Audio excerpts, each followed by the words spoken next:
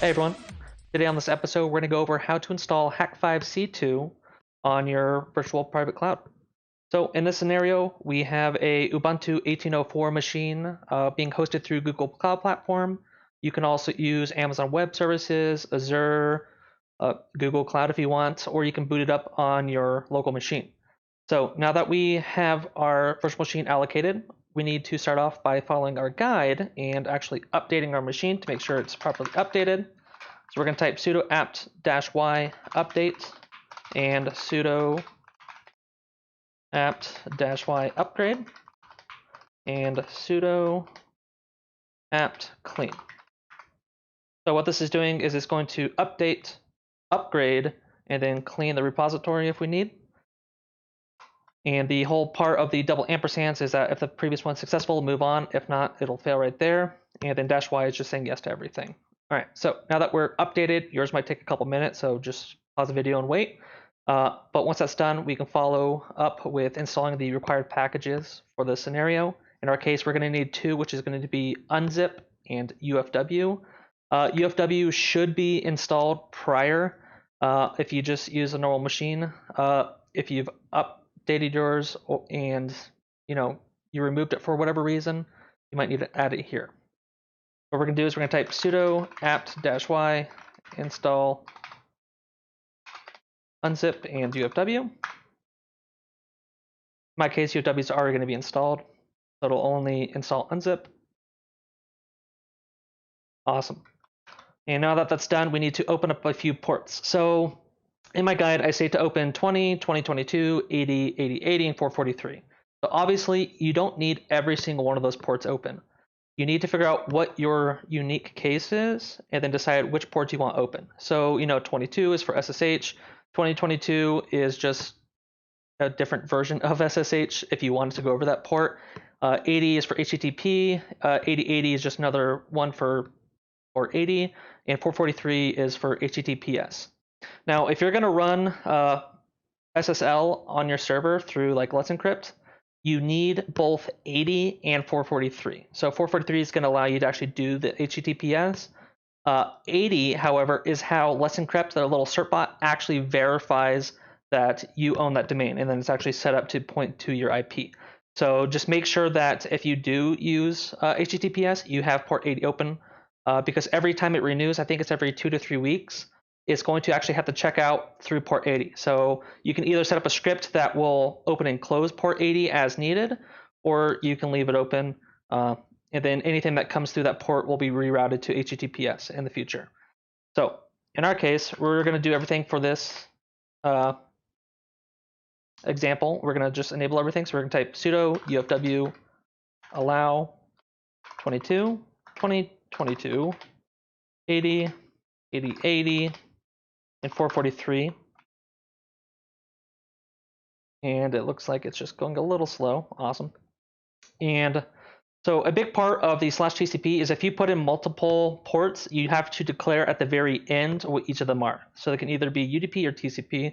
Just make sure you set it properly. And then we're going to throw in a double ampersand, which means if this command is successful, we're going to do sudo UFW enable and another one and do sudo UFW reload. What this says is it wants to enable a UFW, usually isn't enabled by default, and then to reload so that everything actually goes through. So wrong number of arguments. Let's just figure out what I messed up real quick. So sudo UFW allow 22, 2022, 80, 80, 80, 443 /TCP, and sudo UFW enable and sudo UFW reload. So that actually should work absolutely perfectly. So let's just go through and make sure I didn't make a mistake here. And so the errors with this command, maybe it's just not liking our spaces today. There we go. And then we will run our previous commands.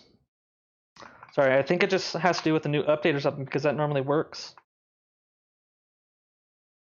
And then, so read this very specifically. It says command may disrupt existing secure shell connections, proceed with operation. So if you disallow port 22 or 2022 and you're using SSH over either of those, if it's not on this rule list, you will be locked out unless you add it to this. So make sure SSH is there if you're going to use it, okay?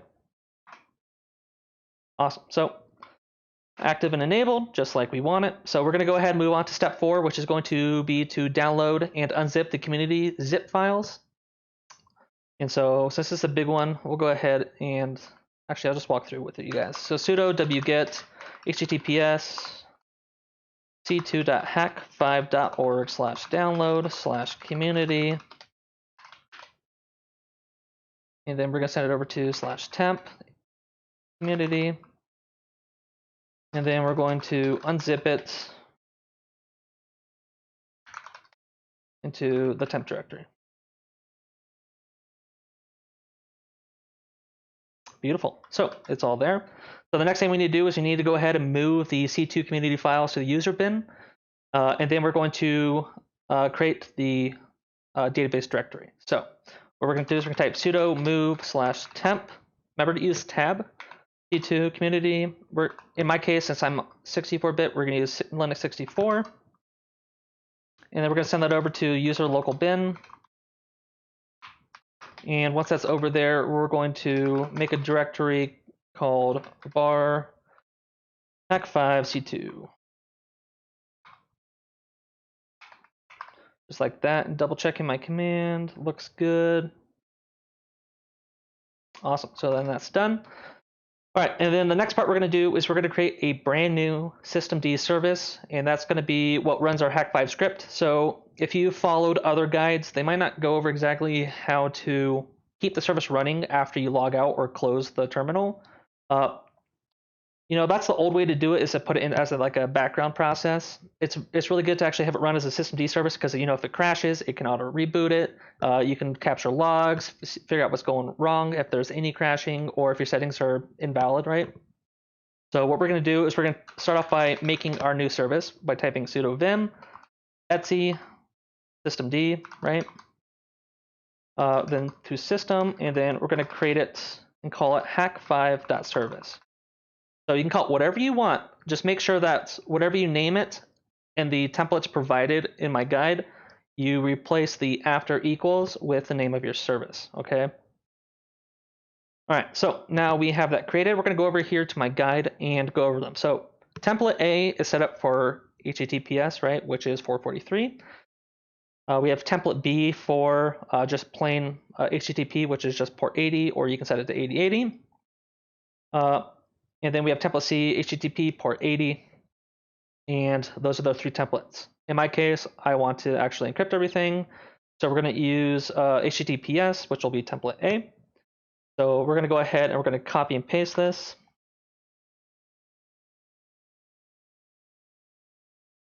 Just like that. And so there's a couple things you need to change. So if you look at this, you have your description, put whatever you want. After is the name of the systemd file that you just created.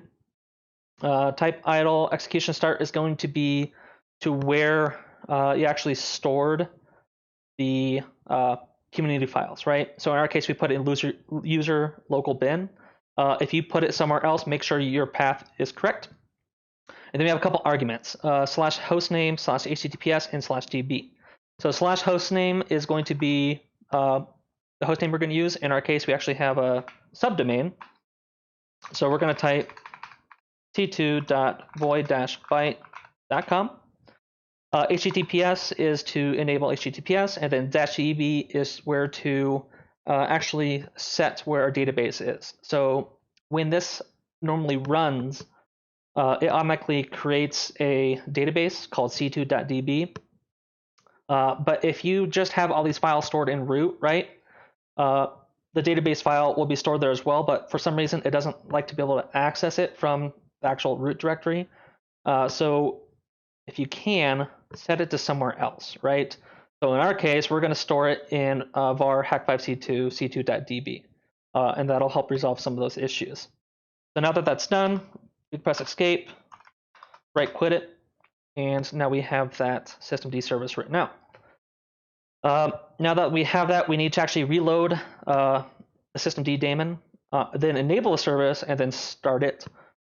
So enabling, what that does is that when you restart your system, right? So like, let's say you have it set up to do, just a reboot every week or month or year or whatever you have it doing, that service will actually boot back up. So if you don't have it enabled, it'll only start and stop as when you actually put in the command. So what we're going to do is we're going to type sudo system control daemon reload. Remember to use your tab key. And then if that's successful, we're going to run sudo system control enable our new hak5.service. And then sudo system control start hak5.service. And if everything goes good, here we get out an output. It created a new symlink. Perfect. And if we run sudo system control status hak5.service, we should see that it's running. There's no errors currently, and it should have given us a new key, which it did. So if you look at my guide, the box is a lot more, or the terminal is actually at the full correct width to actually see everything. So the second output line that says initial setup detected, which is right here, will actually give you your token. So all you have to do is widen your window, or you can send it to a file, and you should be able to see what your token is. So in my case, I'm actually not going to show you what my token is, but I will copy that.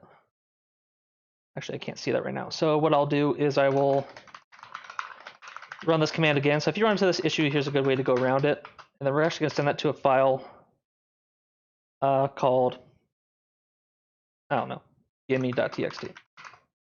And then if we less that, it'll give us a set of token right there, okay? So in my video, you're not gonna be able to see this. So don't try to steal my token, please. All right, so now that we have that token saved, right, we can actually go ahead and go to our website. So over here, I already have it open. I'm gonna go ahead and reload that. And it should take a couple minutes. So let's see, it looks like we have a certificate error maybe. That's fine. So I'm just going to proceed because I'm not worried about that, right? Let's just double check if the certificate went through properly. It did. So we have an actual good certificate, which is less encrypt authority. So I don't know why it gave us that BS warning. So in this case, you're going to be given two things. So if you've ordered a Wi-Fi Pineapple before or something else, they usually give you that little free key to C2.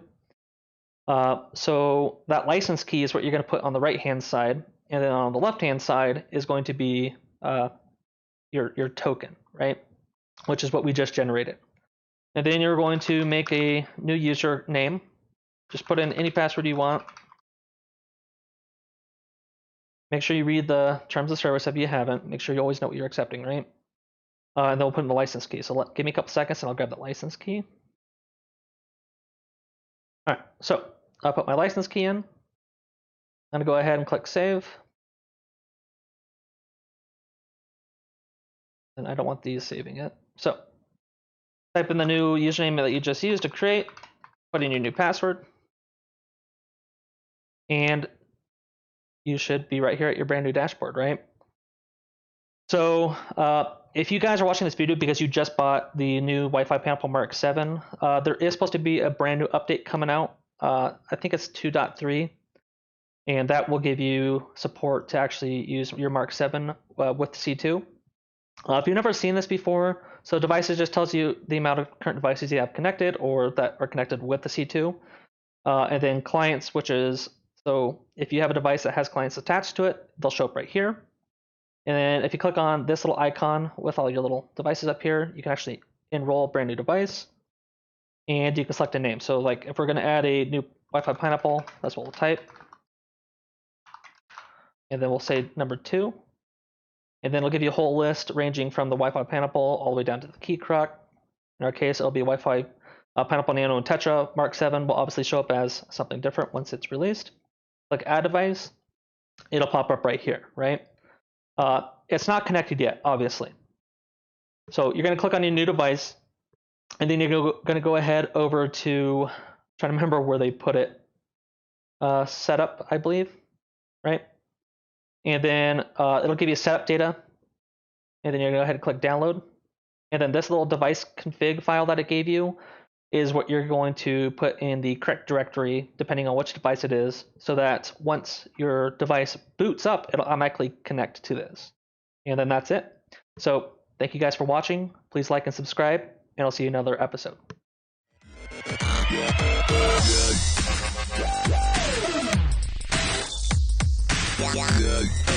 Yeah.